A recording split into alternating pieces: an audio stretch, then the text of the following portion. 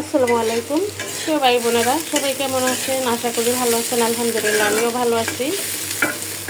বিকাল 3টা বাজে আমি আসছি রান্না করতে, কারণ সারাদিন গ্যাস ছিল না। সকালে রান্না করতে আসছিলাম, গ্যাস চলে গেছে। ভাত রান্না করার পরেই একদিক দিয়ে ভাত, আরেক দিক দিয়ে নাস্তার জন্য একটু খিচুড়ি রান্না করছিলাম, তারপরে গ্যাস চলে গেছে। এখন অনেক কিছু রান্নার জন্য নিয়েছিলাম, কিন্তু 3টা বাজে গেছে, দেরি হয়ে যাবে, সেজন্য একটু করলা ভাজি করলাম। আর এখানে মুরগি বসাইতেছি, এখনও বসানো হয়নি। এদিকেই করলা ভাজিটা ছিল, আগুন কম বলে আমি একটা চুলা জ্বালাইছিলাম। এখন আর একটু বাড়ছে, ওইদিকে করলা ভাজি নিয়ে আমি মুরগিটা বসাই দিতেছি। আজকে একটু ভিন্ন রকম সবজি দিয়ে মুরগি রান্না করব। দেখুন, মুরগিটা আমি সব মশলা দিয়ে দিলাম, কাঁচা তেলও দিছি। এখন মাখায়া খালি পেঁয়াজটা বাদামি হলেই ছেড়ে দিব, আর সাথে দিব একটা বেগুন। এখানে একটা বেগুন আমি ছোট করে কেটে নিচ্ছি। আমি বেগুন দিয়ে মুরগি আরও খাইছি আগে, কিন্তু আমি নিজে রান্না করিনি, অন্য জায়গায় খাইছি। এই জন্য আমি আজকে বেগুন দিয়ে রান্না করব, দেখি কেমন লাগে।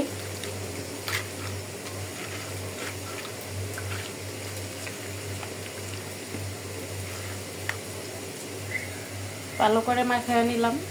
কলিজাটা একটু পরে দিব, কারণ এখন যদি কলিজাটা দিই তাহলে তরকারির কালারটাই নষ্ট হয়ে যাবে। পেঁয়াজটা কিন্তু হয়ে গেছে। মশলা মাখানো মুরগি দিয়ে দিলাম।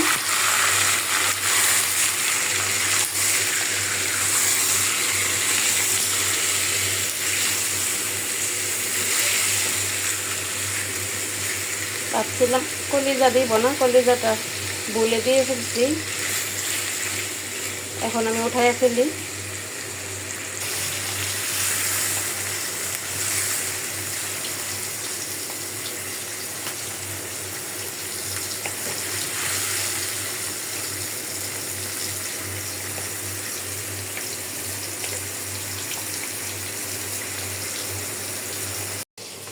আমার জিরার গুঁড়াটা শেষ হয়ে গেছে, যাতে এখন রান্না চলে অল্প করে একটু পাটায় গুঁড়া করে নিতেছি।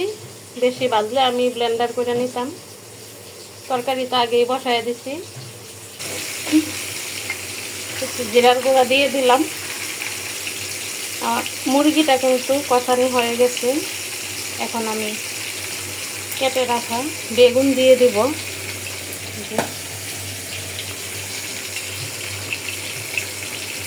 বেগুনটা দিলে আমি বেশি লাড়া টাড়া দিতে পারবো না, কারণ বেগুনটা যদি গইলা যায় তাহলে আবার বাচ্চারা খাইব না। এটা শুধু আমার আর তালহারা দুইজনের খাইতে হবে বেগুন।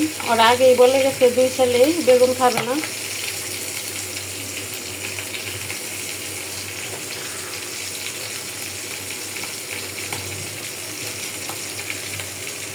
মুরগির সাথে কিন্তু খারাপ দেখা যায় না, খুব সুন্দর দেখা যাইতেছে।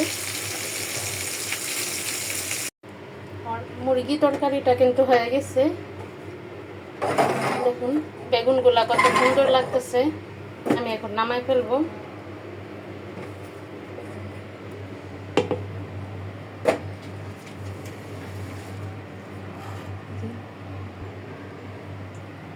এই প্রথম আমি বেগুন দিয়ে মুরগি রান্না করলাম, আর কোনোদিন রান্না করিনি।